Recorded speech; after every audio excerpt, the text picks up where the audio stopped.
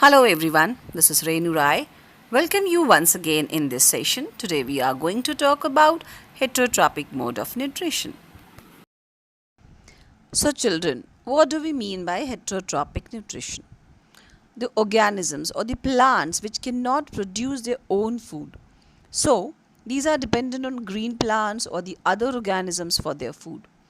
So why cannot they produce their food? Because we know that plants produce their food, but heterotrophic plants, why do not they produce? Because they do not have chlorophyll, and that is how they cannot prepare their own food, and so they depend on others for their food, right? So that is heterotrophic nutrition. Now let us see the types of heterotrophic nutrition: parasitic, saprophytic, insectivorous plant, and symbiosis. These are the different types of heterotrophic nutrition. Now we'll have to see about parasitic mode of nutrition, right? Children, you must have seen different kinds of plant around yourselves. But have you ever noticed a kind of a plant which looks something like this yellow, small branches or small stem which are grown over the other plant? These are called kaskata or dodder. We call it Amar Bale in Hindi. Amar, which means never die, and Bale, it means a twinner plant which grow over the other plant. Right. So these are parasitic plants which are non-green plants and cannot prepare their own food, so they depend on the other plant or the host plant. So now we'll have to understand what is the parasitic plant and how these plants take up their nutrition. Let us understand. So what is parasitic nutrition? Some non-green plants, they derive their nutrition from the other plants. These plants are called parasites, and the mode of nutrition is called parasitic mode of nutrition. Okay, so like some plants, those who derive nutrition from the other plant, they are called parasites, and those who provide nutrition to the plant, the non-green plant, they are called the host plant, right? And for example, the cascata, mistletoe, Australian Christmas tree, and Rafflesia. So now we'll have to see how this parasitic plant take up their nutrition with the diagram, right? So students, this is our host plant, the green plant which prepare the food.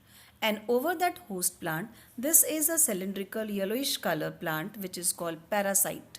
Okay, and these parasitic plants, what they do, they start growing the modified root on the host body, that is called hosteria.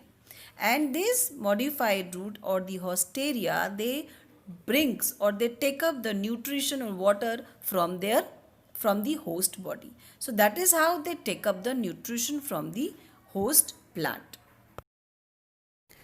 Now we'll see the types of parasitic mode of nutrition. This parasitic mode of nutrition is classified into two parts, which is total parasites and the partial parasite. Okay, so what is total parasites? The plants which totally dependent on the other host plant or host body for the food. So that is called total parasites, and they do not have chlorophyll, so they're totally dependent on the other plant. And for example, Cascata, Rafflesia and Coppice plant are the total parasites, right? So now we'll see the partial parasites. Who are called partial parasites? So children, the plants which are partially dependent on the host body. So why they are partially dependent? They have chlorophyll, but they cannot take up nutrients like water and minerals, so that is why they partially dependent on the host body. Okay, so that is why they are called partial parasites. For example, mistletoe and loranthus. So what happens basically in this type of parasitic plants? So as a parasitic plant, what they do, it grows on the branches or the trunk of a tree, and actually they send out root that penetrate into the tree, and that is how they take up water and minerals. And when they take up the water and minerals, through that nutrients they conduct the photosynthesis process, and they produce their own food. So these are partial parasites. Understood, students? So now let us see what do we mean by saprophytic nutrition. Sapro, it means rotten. Phytic means nutrition, yeah, nourishment. That means the organisms, those who feed on dead and decaying organic matter. They are called saprotrophs and their mode of nutrition is saprophytics. Basically, they are non-green plants due to lack of or absence of chlorophyll. And also they do not have leaves, stem and roots. So they are totally dependent on the dead and decaying organic matter. As well as these saprophytics are efficient decomposers. Who are called decomposers? Those who break down or convert the dead and decaying organic matters into the simple soluble form. So that is why the saprotrophs or saprophytes are called efficient decomposer, right? For example, like bread mold and mushroom. These are the example of saprophytic nutrition. There are many more also, but we have to take up this only.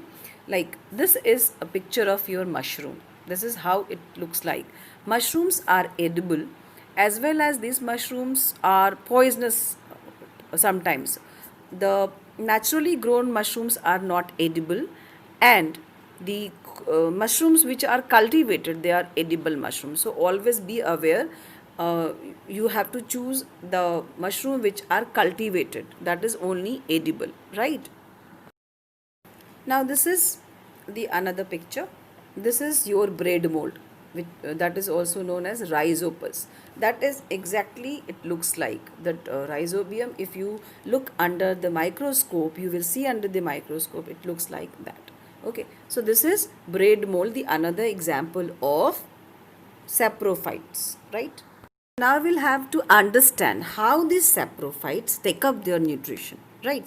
So what happens? These saprophytes, what they do, they first release certain digestive juices on the dead and decaying organic matter. Whatever the dead and decaying rotten material is there, these kind of organism or plants, they release certain digestive juices on that matter, and then these juices convert this organic matter into the liquid form. That means they break down these complex organic matter into very simple soluble or a liquid form.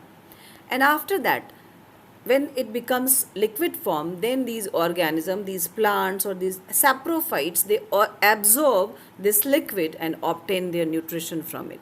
So that is how these saprophytes, they take up their nutrition from the dead and decaying organic matter. Okay, I hope students you will understand what I have taught you today. If you like it, go through this video and lecture. Till then, thank you very much.